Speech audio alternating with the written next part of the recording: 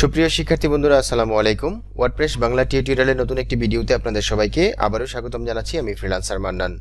আজকের এই ভিডিওতে আমি আপনাদেরকে দেখাতে চলেছি কিভাবে আপনারা একটি ওয়ার্ডপ্রেস ওয়েবসাইটকে খুব সহজে ট্রান্সফার করতে পারবেন, অর্থাৎ একটি হোস্টিং থেকে আরেকটি হোস্টিংয়ে অথবা একটি ডোমেইন থেকে আরেকটি ডোমেইনে কিভাবে একটি ওয়ার্ডপ্রেস ওয়েবসাইটকে খুব সহজে ট্রান্সফার করতে পারবেন সেই বিষয়টি আজকে এই ভিডিওতে আমি আপনাদেরকে দেখাবো।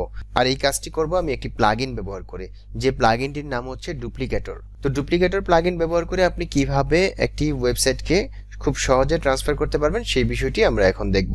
তো বর্তমানে আমরা যে ওয়েবসাইটটি দেখতে পাচ্ছি, এটা হচ্ছে দেখুন এই যে electroadvisor.com এই ডোমেইনের মধ্যে আছে এবং এটা ড্যাশবোর্ডটি হচ্ছে এটি।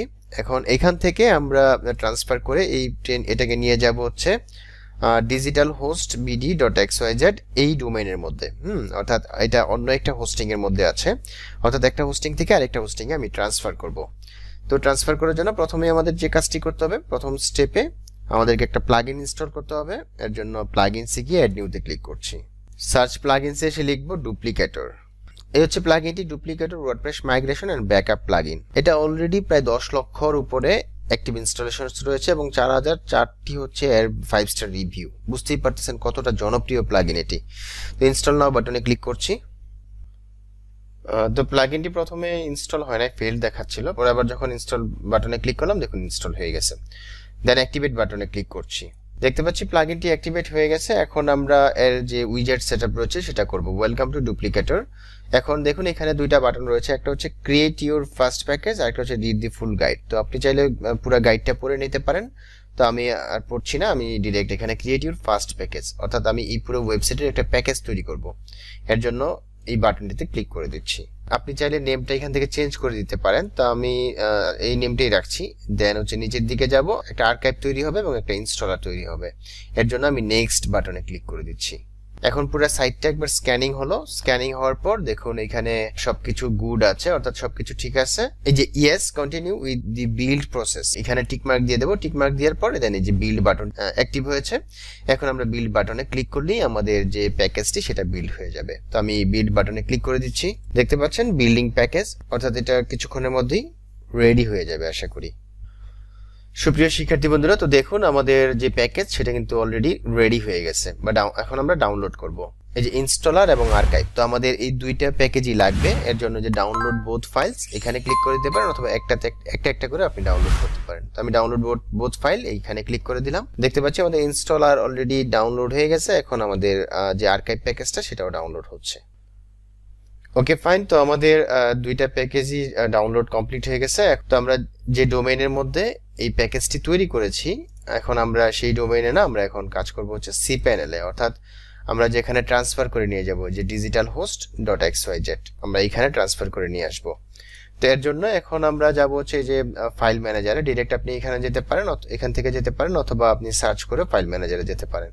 তো আমরা ফাইল ম্যানেজারে চলে যাচ্ছি। ফাইল ম্যানেজারে আসার পরে যে আমরা পাবলিক HTML এ চলে আসলাম। আসার পর এখন আমরা কি করব, একটা একটা করে প্যাকেজ এখানে আপলোড করব। আপলোড বাটনে ক্লিক করে দিলাম। দেন সিলেক্ট ফাইলসে ক্লিক করছি, ডাউনলোডসে যাচ্ছি। এখান থেকে প্রথমে আমরা ইনস্টলার এই প্যাকেজটি আপলোড করব। ওপেনে ক্লিক করে দিচ্ছি। দেখতে পাচ্ছেন ইনস্টলার প্যাকেজটি অলরেডি আপলোড হয়ে গেছে। এখন এই যে এখানে ক্লিক করে আমরা আবার পাবলিক HTML এ চলে আসলাম। তো প্রথমে আমরা ইনস্টলারটাকে আপলোড করলাম। আপলোড করার পর এখন আমরা দ্বিতীয়ত যে আপলোডটা করব সেটা হচ্ছে সিলেক্ট ফাইলসে যাচ্ছি। দেন আর্কাইভ যে ফাইলটি রয়েছে আমরা এই জিপ ফাইলটিকে এখানে আপলোড করব। ওকে, তো আমরা আপলোড করে ফেললাম। এখন আবার আমরা পাবলিক HTML এ চলে আসছি। দেখতে পাচ্ছি আমাদের ফাইলটা এখানে আপলোড হয়ে গেছে। এখন আমরা যে কাজটি করব সেটা হচ্ছে আমাদের এই যে ডোমেইনটা রয়েছে এই ডোমেইনটাকে এখান থেকে কপি করব। Ctrl+C, দেন নতুন একটা ট্যাব ওপেন করছি, এখানে এসে পেস্ট করে দিলাম, এন্টার প্রেস করছি। দেন installer.zip এখানে ক্লিক করে দিলাম। ক্লিক করে দেওয়ার পর এই যে দেখুন আমাদের ওভারভিউ চলে আসছে এবং সেটআপ অপশন চলে আসছে। এখন আমরা যে কাজগুলো করব সেটা হচ্ছে আমাদের ডাটাবেস লাগবে, দেন ইউজার নেম লাগবে, আর হচ্ছে পাসওয়ার্ড লাগবে। তো এই বিষয়গুলো আমরা এখন তৈরি করে দেন এখানে এগুলো আমরা পেস্ট করে দিয়ে দেন আমরা আমাদের সেটআপটা করব। এর জন্য ডাটাবেস ক্রিয়েট করার জন্য আমরা যাচ্ছি হচ্ছে সি প্যানেলে। সি প্যানেলে আসার পর এখানে ডাটাবেস উইজার্ডে যাব। MySQL database wizard. প্রথমে আমরা এখানে একটা ডাটাবেস ক্রিয়েট করব। ডাটাবেস ক্রিয়েট করার জন্য ধরুন আমি একটা নেম দিয়ে দিচ্ছি ডিজিটাল, দিয়ে দেন নেক্সট স্টেপে ক্লিক করছি। এখন আমরা ডাটাবেজ ইউজার তৈরি করব। তো ডাটাবেজ ইউজারের নাম দিলাম হচ্ছে ধরুন ডিজিটাল। দেন এখানে আমাদেরকে একটা পাসওয়ার্ড দিতে হবে।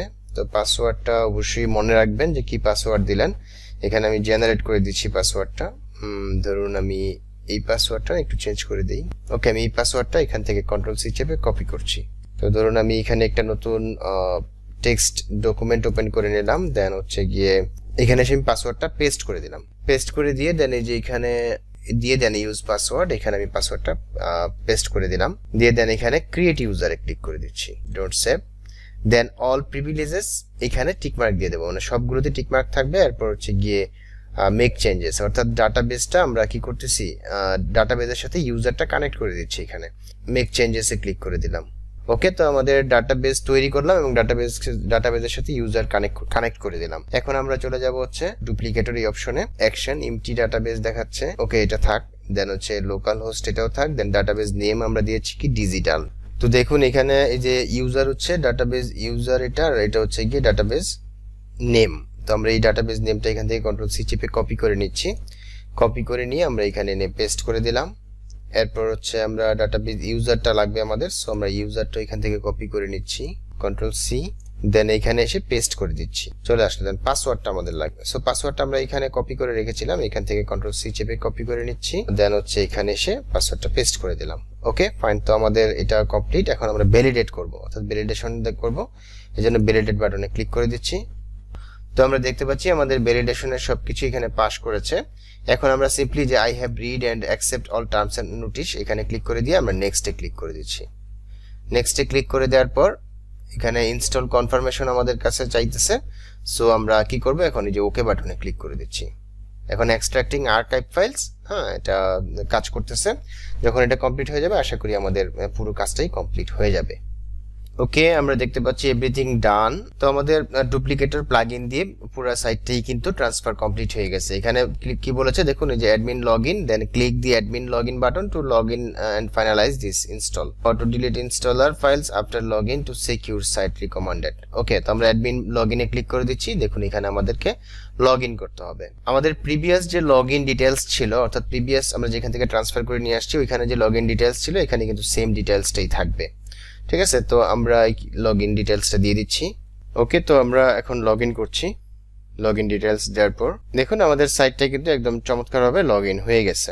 এখন যদি আমি এখানে সাইটটা ভিজিট করি, দেখুন এই যে এই ডিজিটাল হোস্ট bd.xyz এখানে কিন্তু সাইটটা একদম কমপ্লিটলি আমাদের চলে আসছে, একদম মাইগ্রেশন করে আমরা নিয়ে আসছি।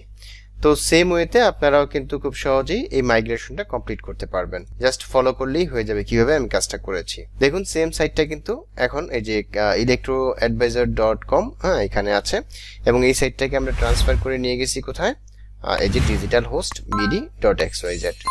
তো এই হচ্ছে আজকে টোটাল আলোচনা। আশা করি ভিডিওটা ভালো লেগেছে। যদি ভালো লেগে থাকে তাহলে ভিডিওর নিচে লাইক দিতে ভুলবেন না। আর আমার চ্যানেলে যদি আপনি একেবারে নতুন দর্শক হয়ে থাকেন তাহলে চ্যানেলটিকে সাবস্ক্রাইব করে দেওয়ার অনুরোধ রইল এবং পাশে থাকা বেল বাটনটি প্রেস করে দিতে ভুলবেন না। তো আগামীতে নতুন কোনো বিষয় নিয়ে হাজির হব সেই প্রত্যাশায় এখানে বিদায় নিচ্ছি। আল্লাহ হাফেজ, ধন্যবাদ সবাইকে।